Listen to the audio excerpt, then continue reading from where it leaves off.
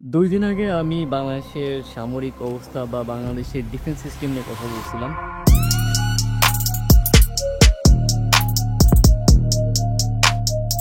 আপনার দেশে রক্ষার জন্য আপনার ডিফেন্স সিস্টেম অতি গুরুত্বপূর্ণ।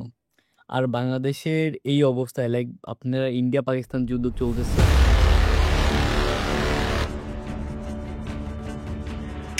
সবার মতে বর্তমানে বলছে যে থামছে, বাট তারপরেও যে যুদ্ধের মতো একটা অবস্থা, তো এই অবস্থায় আপনার দেশের মানুষকে রক্ষার জন্য আপনার দেশের ডিফেন্স কতটা আসলে ডিফেন্ড করতে পারে, এটা একটা গুরুত্বপূর্ণ কথা। আর এইখানে আমাদের মেইন কোশ্চেনটা আসে, কারণ হচ্ছে বাংলাদেশের ডিফেন্স সিস্টেম বলতে গেলে একদমই নড়বড়ে বা খুবই নাজেহাল একটা অবস্থা। কারণ আপনি 2025 সালে এসেও আপনি ব্যবহার করতেছেন সেই 1999 সালের কেনা আহ, রাশিয়া থেকে মিগ 29, তাও আবার সেকেন্ড জেনারেশনের।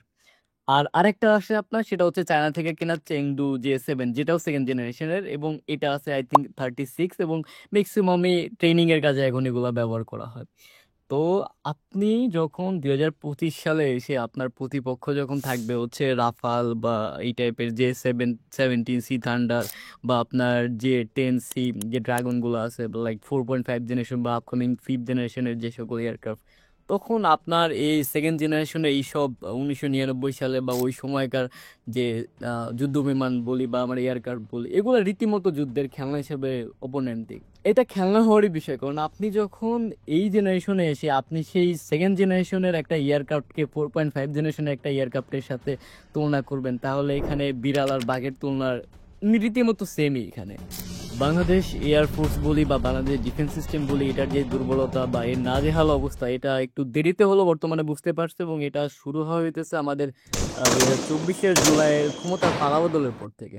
2025 সালের 15ই জানুয়ারি বাংলাদেশ সশস্ত্র বাহিনীর যে প্রধান, মানে staff officer lieutenant general Kamrul Hasan, এ প্রথম পাকিস্তান সফর করেন। को बताएंगे बांग्लादेश की मुसल्ह अफवाज के principal staff officer lieutenant general Kamrul Hasan का वक्त के हमरा दौरे पाकिस्तान।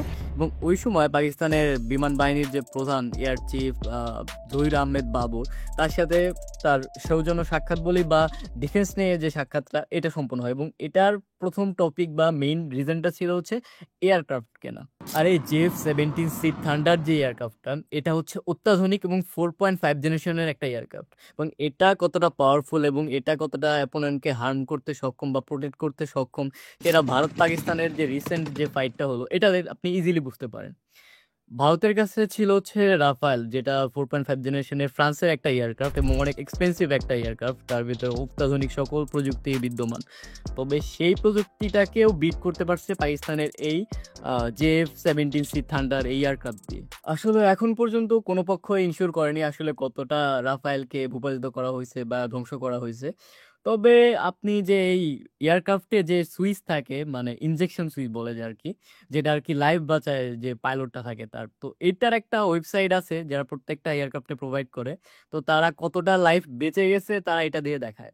তো এটা লাস্টে যখন 784 ছিল, ওটা থেকে 788 চলে যায়। মাঝখানে যে তিনটা এয়ারক্রাফট, মানে 785, 86 এবং 87, এই তিনটা ইনফরমেশন দেওয়া নেই। তো আপনি যদি ওইটা থেকে কিছুটা গেস করতে চান বা একটু আপনি মিলাইতে চান, তাহলে অনায়াসে আপনি মিলাইতে পারেন যে না, এখানে কোনো না কোনো তো ঝামেলা অবভিয়াসলি হয়েছে, কারণ তারা প্রত্যেকটা এয়ারক্রাফট এবং প্রত্যেকটা লাইফ সেভিং এর ইনফরমেশন তারা দিয়ে থাকে। সো এখানে কিছু একটা হয়েছে, সেটা একটা হোক বা তিনটা হোক, বা কোনো না কোনো রাফায়েল অবভিয়াসলি ভূপাতিত করা হয়েছে, কারণ ইনজেকশন সাধারণত যখন কোনো এয়ারক্রাফট ধ্বংস হয় বা কোনো একদমই ক্ষয়ক্ষতির মুখে পড়ে, তখনই ইনজেকশন এই ইয়াটা ইউজ করা হয়। সুতরাং এই পাকিস্তান বা চীনের যৌথ প্রযোজনা যে এয়ারক্রাফট, যে F-17C থান্ডার যেটা, তো এটার প্রতি আপনার ভরসা বা এটার প্রতি আপনার ট্রাস্ট অবভিয়াসলি থাকবে, কারণ এটার পারফরমেন্স, এটার প্রযুক্তি এবং যুদ্ধক্ষেত্রে এর ব্যবহার প্রত্যেকটাই টপ নচ, এবং বর্তমানের যে প্রজন্ম আমরা যাচ্ছি, তো এই প্রজন্মের সাথে এই যুদ্ধ বিমান একদমই যায়। এবং এটার প্রাইস বলতে গেলে খুব একটা বেশি না, এটা মিড রেঞ্জ বলা যায় যে এটার প্রাইস হয়ে হইতেছে পার ইউনিট 25 মিলিয়ন থেকে 40 মিলিয়ন, বিভিন্ন পার্টস এবং এর মেশিনের উপর এর প্রাইস আর কি ভেরি করে, তো এই বিষয়ে আমার নিজেরও আইডিয়া নাই। তবে এর প্রাইসটা এরকমই। তো এইটা বাংলাদেশ এয়ারফোর্স থেকে 32 ইউনিট কেনার কথা আছে, বা এটা নিয়েই কথা হয়েছে মেইনলি, যে 32 যে F-17C থান্ডার, যে পাকিস্তান চীনের যে যৌথ প্রয়োজনীয় এয়ারক্রাফট, এটা কেনার কথা চলছে। এবং এটা যদি কেনা হয়, অবভিয়াসলি বাংলাদেশের এয়ারফোর্স বা ডিফেন্স সিস্টেমের জন্য একটা বড় একটা স্টেপ। তবে এইখানে সবথেকে ইন্টারেস্টিং বা সবথেকে গুরুত্বপূর্ণ বা সবথেকে টুইস্টের একটা ঘটনা হচ্ছে, বাংলাদেশ যখন সর্বপ্রথম 2025-এর জানুয়ারিতে পাকিস্তান ভিজিট করে বাংলাদেশ এয়ারফোর্স বা এয়ার ডিফেন্স, তার আগে 2024-এর শেষের দিকে চীন ভিজিট করে বাংলাদেশের air chief marshal Hasan Mahmood Khan. আর চীনের সেখানে গিয়ে চীনের যে সব থেকে অত্যাধুনিক প্রযুক্তির যে এয়ারক্রাফট, যেটা J-10C ভাইগারাস ড্রাগন, আই থিঙ্ক এর নাম এরকম হবে, লাস্টে ড্রাগন আর কি, ড্রাগন চাইনিজদের একটা ট্র্যাডিশনাল নাম বলা যায়, কারণ ওরা এটাকে অনেক বড় কিছু মনে করে। তো এই J-10C ভাইগারাস ড্রাগন বলি, তো এই এয়ারক্রাফটটা কেনার বিষয়ে তখন কথা হয়। আর এটা হচ্ছে চীনের 4.5 জেনারেশনের সব থেকে অত্যাধুনিক প্রযুক্তির যে এয়ারক্রাফট আছে, তার ভিতরে এটা হচ্ছে একটা। আর এটা যুদ্ধক্ষেত্রে বলতে গেলে পুরো অনবদ্য। এটার পারফরমেন্স, এটার মেশিন, এটার মেকানিজম, এটার পাওয়ার অ্যাবিলিটি সবকিছু টপ নচ। তবে একটা মেইন বিষয় হচ্ছে এটার প্রাইসটা একটু বেশি, কারণ এটার ক্যাপাবিলিটি যেরকম বেশি বা এটার যেরকম মেকানিজম যতটা বেশি থাকবে বা অত আধুনিক থাকবে, প্রাইস বাড়বে, এটা স্বাভাবিক। তবে এটার প্রাইসটা হাই, অ্যারাউন্ড $60 to $70 মিলিয়ন। এটা হচ্ছে পার ইউনিটের দাম। তবে বাংলাদেশের এয়ারচিফের সাথে যে চীনের একটা সাক্ষাৎকার হয়, এবং ওই সাক্ষাৎকারে বাংলাদেশ এয়ারচিফ 16 ইউনিট এই J-10C ভেগারাস ড্রাগন এই এয়ারক্রাফট কেনার বিষয়ে কথা হয়। এবং শুধু যে এই এয়ারক্রাফটের বিষয়ে তা না, এয়ারক্রাফটের পাশাপাশি আরও যতগুলো যুদ্ধক্ষেত্রে যে সকল যন্ত্রপাতি বা বিভিন্ন মিসাইল বা এই টাইপের যে এলিমেন্টস দরকার হয়, ওগুলো কেনার বিষয়ে কথা হয়। এবং এটা খুবই গুরুত্বপূর্ণ যুদ্ধক্ষেত্রে উন্নতির জন্য।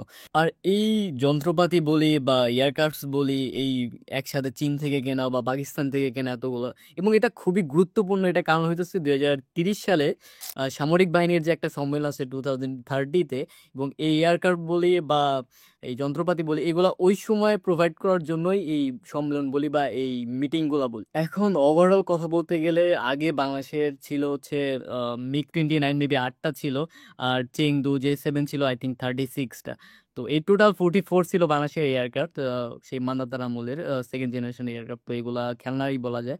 তবে তারপরেও যদি এই 44 এয়ারক্রাফটের পাশাপাশি আপনি 32 ইউনিট যদি পাকিস্তানের যে F-17C থান্ডার পান, এবং এর পাশাপাশি আরও 16 J-10C ভেগারাস ড্রাগন, চায়নার যে অত্যাধুনিক যে প্রযুক্তির এয়ারক্রাফট, এটা যদি একসাথে আপনি পান, তাহলে অবভিয়াসলি আপনার আকাশপথ অনেকটাই নিরাপদ বাংলাদেশের জন্য।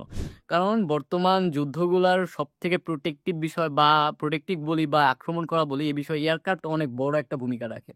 কারণ একটা সময় ছিল যখন এই যুদ্ধটা পানি কেন্দ্রিক ছিল বা ওই নৌজাহাজ কেন্দ্রিক, সেটা অনেকটাই বর্তমানে এই আকাশপথে যুদ্ধটা বেশি হয়, এবং বেশি হয় না, এবং মেইন জায়গায় হচ্ছে যুদ্ধের এই আকাশপথ। এবং এইটা যে ক্লিয়ার রাখতে পারবে বা এই বিষয়টা যে সেফ রাখতে পারবে, সেই দেশটা আমি মনে করব যে, বা আমরা সবাই মনে করব যে সেই দেশটাই ততটা ডিফেন্স ক্ষেত্রে ততটা উন্নত।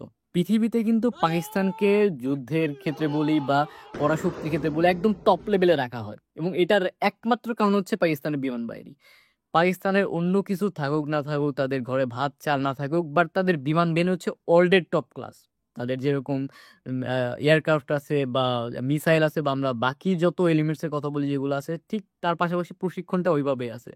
তো আমাদের যদি এরকম আরো 32 J-17C থান্ডার আসে বা 16 J-10C ভেগারাস ড্রাগন আসে, তবে এটার ইউজটা ওইভাবে করতে হবে। কারণ ভারতের কাছেও কিন্তু রাফাল যে যুদ্ধ বিমান, ওটা কিন্তু ছিল, তারপরে কিন্তু সেটা একটা দুইটা বা তিনটা হলেও ভূপাতিত হয়েছে পাকিস্তানের কাছে গিয়ে। তো এইখানে প্রযুক্তির পাশাপাশি দক্ষতাটা খুবই ইম্পর্টেন্ট, যেটা আমাদের নিজে থেকে দিতে হবে। তো এই বিষয়ে সবার খেয়াল রাখা উচিত। সুতরাং বাংলাদেশের এই নতুন যে চুক্তি পাকিস্তানের সাথে বলি বা চীনের সাথে বলি, এটা যদি একদম সাকসেসফুল হয় এবং এটা যদি বাস্তবায়ন যখন হবে, তখন বাংলাদেশের আকাশসীমা আপনি মোটামুটি সেফের ভিতর ধরতে পারেন। কারণ বাংলাদেশ খুবই ছোট একটা কান্ট্রি, এইখানে যদি আপনি আগের 44, তারপর 32, তারপর আবার 16 এয়ারক্রাফট, তো সব মানে একবারে যদি আমরা যোগ করি, অ্যারাউন্ড 92-94 মতো আই থিঙ্ক এয়ারক্রাফট হবে। তো it is huge number for a small country.